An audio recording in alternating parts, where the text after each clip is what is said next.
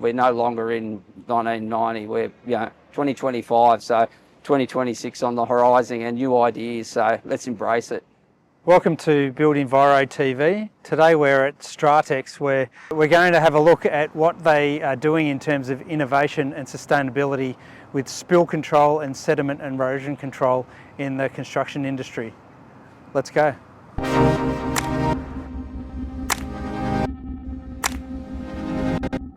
So tell us, Nelson, about what we're looking at here. So what have we got behind us? So this is what we call a washed aggregate. It comes from repurpose it. So the rock is actually off civil sites. It's broken down into a drainage rock.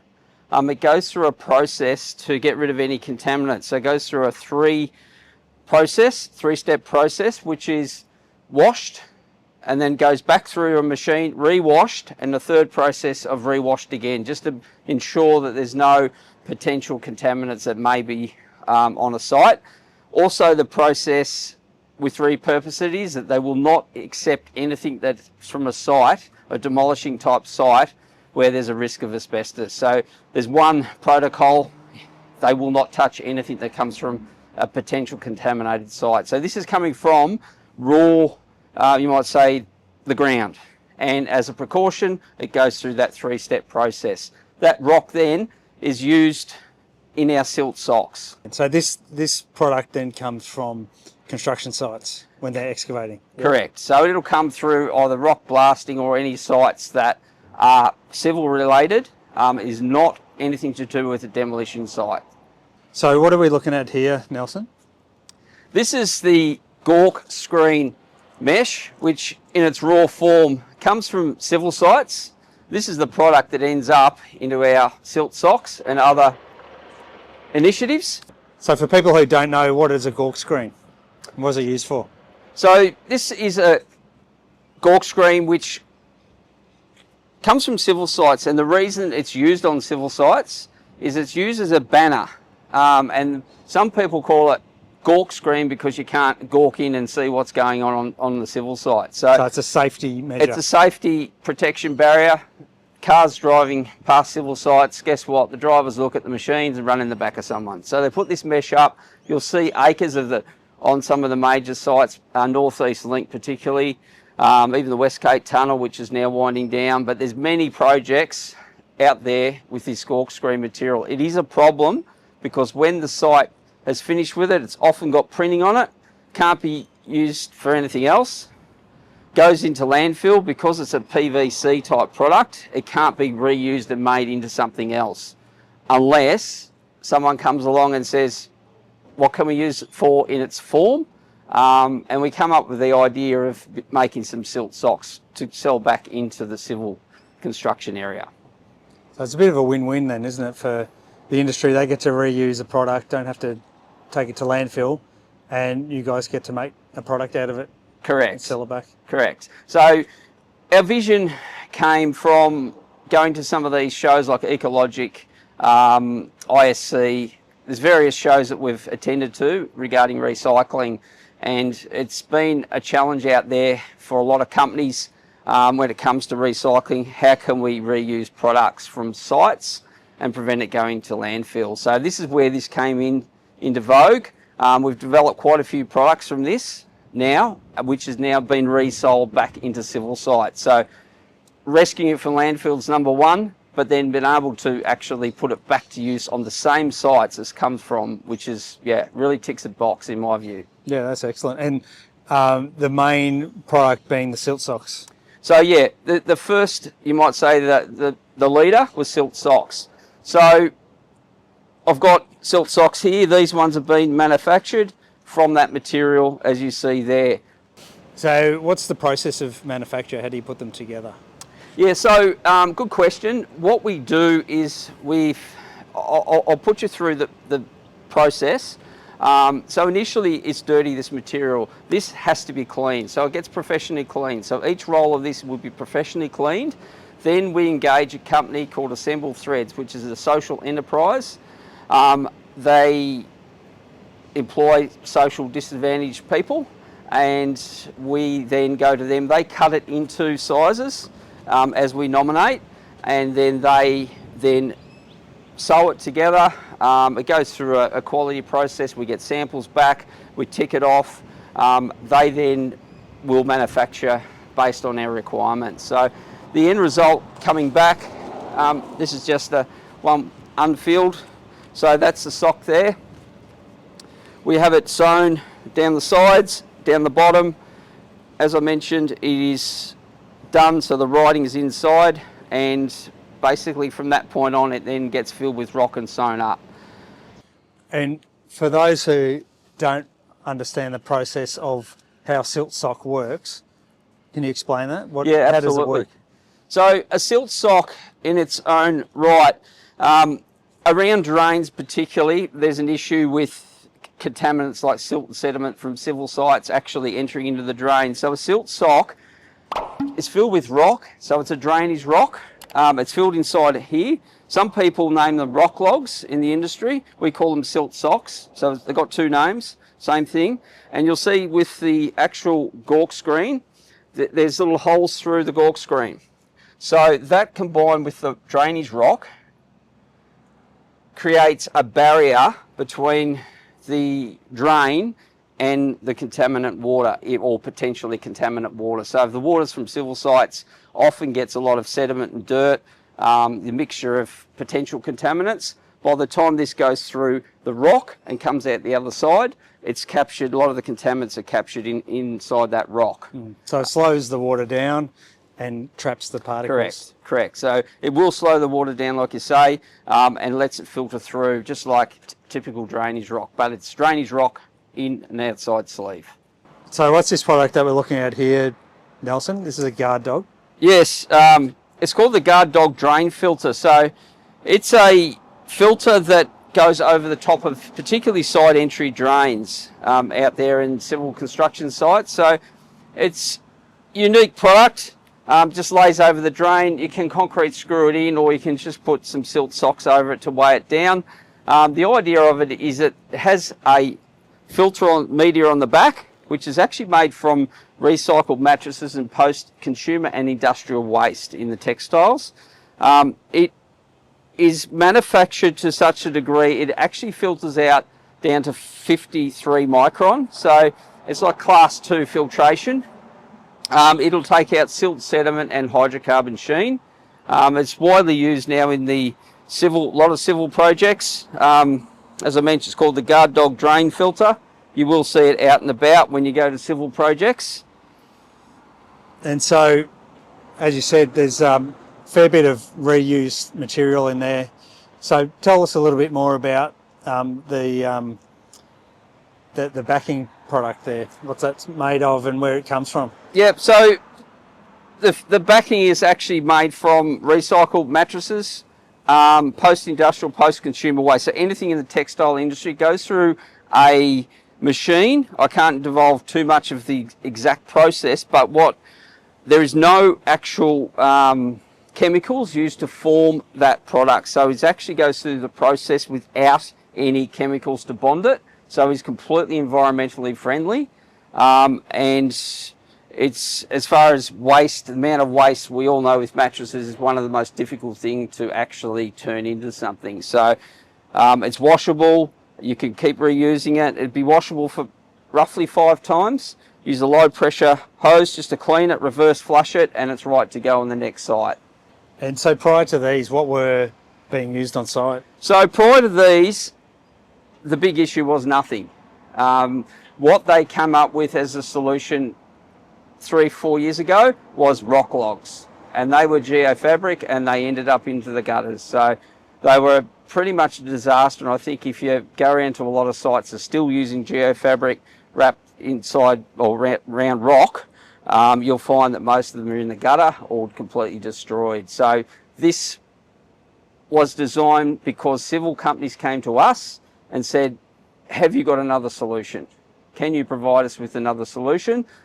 We work closely with civil companies, so I personally work very closely with a lot of environmentalists, and I ask what their needs are. Obviously, this was a big issue because the drains weren't being protected. So this is a solution. And from this we evolve obviously to other products, but this at this point of time has been the ultimate solution to protecting drains. So what's this product? This is a really exciting product. It is a track out mat made from 100% recycled rubber, and also can be recycled. So there's no impurities in it. A lot of products out there aren't made from recycled content, and there's a lot of performance issues as well. This has got a lot of benefits even outside the recycled area. So that ticks the box, recycled both ways. But one of the big features of this particular product is that it's a fully repairable. It's a track out mat which is required now on site. So various rumble grids, or there's numerous options you have. But we find with this particular product is that it is brilliant for getting rid of that, getting mud. And one of the benefits is that with the way the mat's designed, this is only a small sample, mind you, is it's hollow underneath and any mud will fall through. It has grips underneath. Yep.